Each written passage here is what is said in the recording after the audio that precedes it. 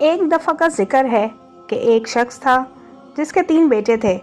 جب بیٹے جوان ہو گئے تو بوڑھا باپ ایک دن بیمار ہو گیا، اور بیماری بھی ایسی ہو گئی جو ٹھیک ہونے کا نام ہی نہیں لے رہی تھی۔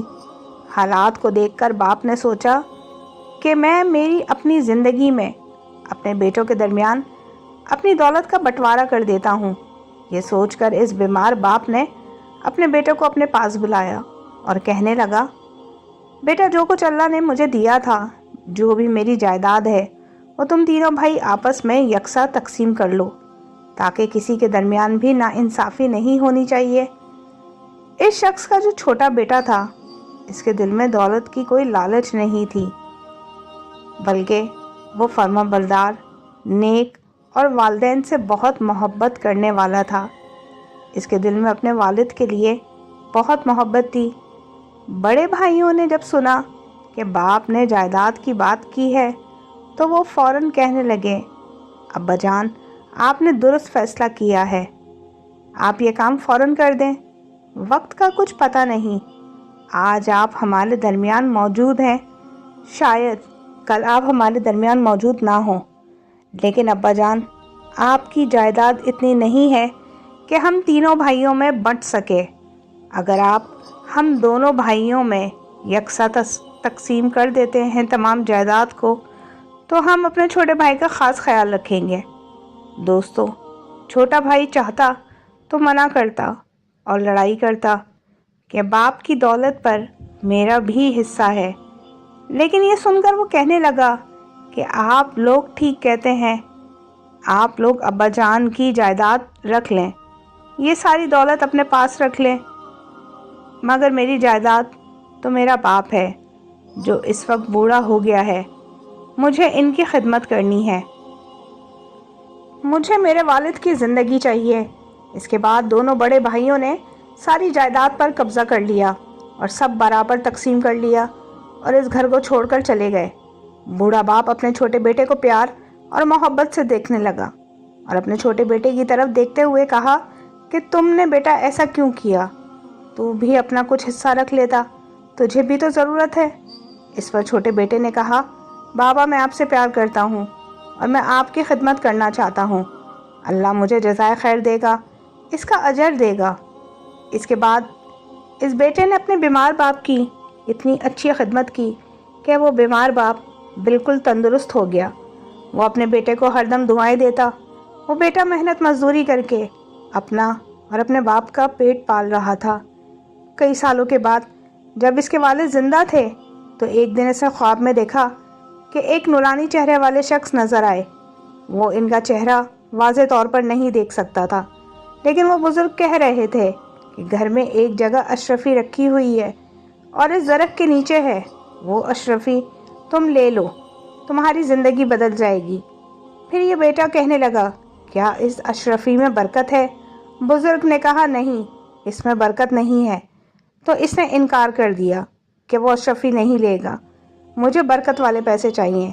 دوسری رات بھی اس کو وہ نورانی چہرے والے بوڑھے بزرگ نظر آئے۔ انہوں نے کہا، تم فلاں جگہ جاؤ، وہاں 10 اشرفیاں موجود ہیں اور وہ تمہارے لیے ہیں۔ اس پر پھر وہ کہنے لگا، کیا ان اشرفیوں میں برکت ہے؟ تو فرمایا کہ نہیں، اس میں برکت نہیں ہے۔ تو اس نے انکار کر دیا کہ میں وہ 10 اشرفیاں نہیں لوں گا۔ اب تیسری رات بھی اس نے یہی خواب دیکھا کہ نورانی چہرے والے بزرگ کھڑے ہیں اور کہہ رہے ہیں کہ فلاں مقام پر ایک اشرفی موجود ہے، لیکن اس میں تیرے لیے برکت بھی موجود ہے۔ یہ سن کر وہ بہت خوش ہوا اور بولا، اب میں یہ اشرفی ضرور لوں گا، کیونکہ اس اشرفی میں برکت ہے۔ اس نے بیدار ہو کر اپنا خواب اپنے والد کو سنایا تو والد نے کہا، بیٹا، مجھے یہ خواب سچ لگ رہا ہے۔ اس بزرگ ہستی نے جو جگہ تمہیں بتائی ہے، تم وہاں جا کر اشرفی کو دیکھو، وہ تمہیں ضرور ملے گی۔ وہ بیٹا اس جگہ پہنچ گیا اور جب اس نے زمین کو کھودا تو واقعی وہاں اشرفی موجود تھی۔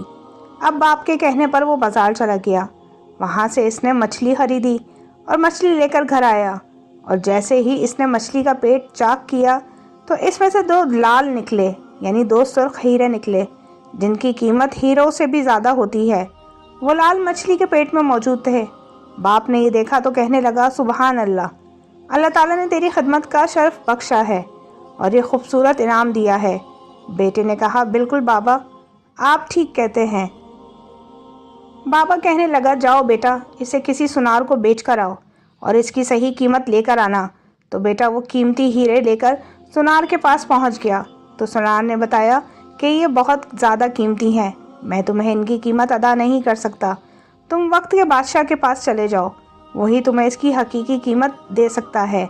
وہ بادشاہ کے پاس پہنچا اور جب بادشاہ نے وہ قیمتی لال دیکھے تو فوراً خرید لیے اور اسے 60,000 دینار دیے اور کہا کہ جاؤ اپنی زندگی کو جیو۔ پیسے لے کر وہ خوشی خوشی گھر آیا اور جب رات ہوئی تو سونے کے لیے لیٹا تو خواب میں وہی نورانی چہرے والے بزرگ نظر آئے۔ وہ بہت خوش ہو رہے تھے۔ انہوں نے کہا تم بہت ذہین لڑکے ہو، تم ایک نہایت عقلمند اور فرمانبردار بیٹے ہو، تم نے اپنے باپ کی جائیداد کے بدلے اپنے باپ کو چنا، باپ کی خدمت کی، اللہ پاک نے تمہاری اس نیکی کو پسند کیا، تمہاری اس خدمت کو اتنا پسند کیا کہ تمہیں قیمتی پتھر یعنی لال سے نوازا گیا اور تم نے جس اشرفی کا انتخاب کیا وہ بابرکت تھی۔ برکت والی رقم میں جو برکت ہوتی ہے وہ زندگی بھر ختم نہیں ہوتی۔